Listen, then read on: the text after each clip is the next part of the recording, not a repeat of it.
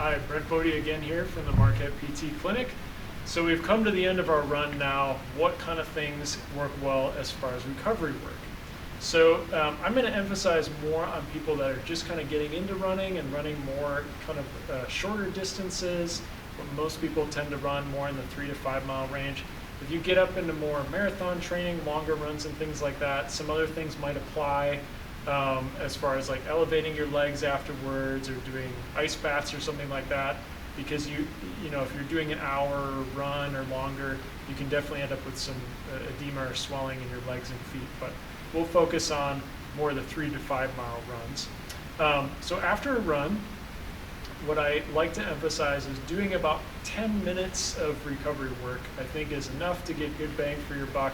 And not be overly burdensome. Just like before the runs, we emphasize about 5 minutes of doing good, dynamic, active warm-up. Afterwards, try to do about 10 minutes. And I like to split that between doing some stretching and then doing some foam rolling. So stretching, like we talked about, doing kind of a static hold type stretching before a run is probably not a great idea because we know it can decrease performance. But doing it after a run can be helpful as far as recovery goes. So there's a ton of different variations of these. So you can kind of pick your favorite as long as they work well for you, but I tend to just emphasize the major muscle groups and make sure we're hitting those as far as your calves, hamstrings, quads, hip flexors up in the front here, and then probably something going on with your glutes on the side here. So foam rolling, like I said, about 5 minutes is good to try to hit all those muscle groups. So about a minute for each one of those groups that we talked about is about right. So if I'm working through my calves, I can do both at the same time if it feels like I'm getting enough out of it. And you should feel, I usually tell patients moderate discomfort is about what you're going for. You can do one at a time as well. I'm turning my foot in and out a little bit to get different parts of my calf. Just like that, just rolling up and down those things, getting all the way through it. That really helps get some of those waste byproducts from the exercise out of there. You can roll right into the hamstrings from that position as well. Same thing, you can do one at a time, do both. From there you can roll right onto your side, more working on the outside of your quad muscle, which gets into your IT band as well. So I'm on my side, and then I can roll from there right onto the front. So it's kind of nice. It ends up being a fluid activity. Just rolling those out, turning my feet in, turning them out a little bit. Works pretty well. And then I'm going to try to get more of that side of my hip, which I like to do that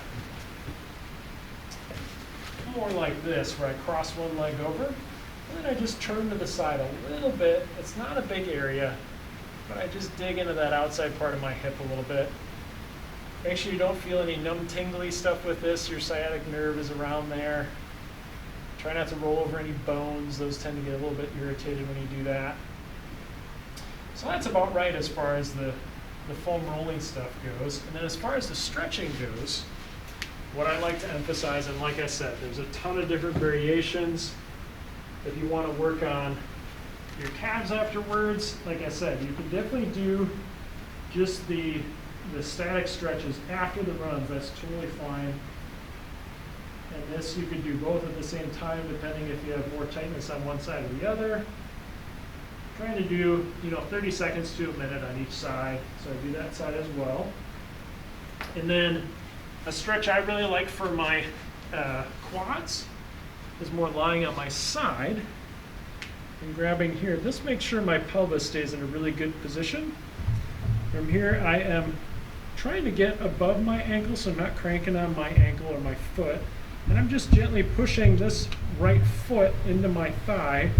And this is a stretch for my left leg, so the top leg. And obviously, you can do that on both sides as well. And then getting into a little bit more of the hip flexors, more down on the one knee position. Usually I like having something to hold on to for stability with these as well. Making sure my tailbone's tucked a little bit, just sliding forward should feel a stretch more so through the front of my hip here. Getting a nice stretch from that position. So I've got my hip flexors, doing my quads, getting my calves, and then we want to stretch your hamstrings a little bit. And I tend to just like more of a traditional one that you can do on your front steps of your house or something like that. It's just going straight on like that. And getting a good stretch. I think about keeping my back straight, my tailbone and my butt are going backwards as I elongate. And I think about my sternum going forward towards my foot. So I'm not rounding through my back like that. I also like to emphasize a little bit of opening up my pelvis. That'll stretch a little bit more the inside of my thigh, like that. And all these 30 seconds to a minute. Like I said, about 5 minutes or so with the stretching, 5 minutes or so with the foam rolling. You get some really good bang for your buck. Thanks a lot for watching this video. And if you do end up getting hurt and you're trying to implement all these things, obviously we're here for you to help. Please contact us, give us a call, email, and we'll try to figure out the best solution together. It might include an in-clinic visit or a telehealth visit.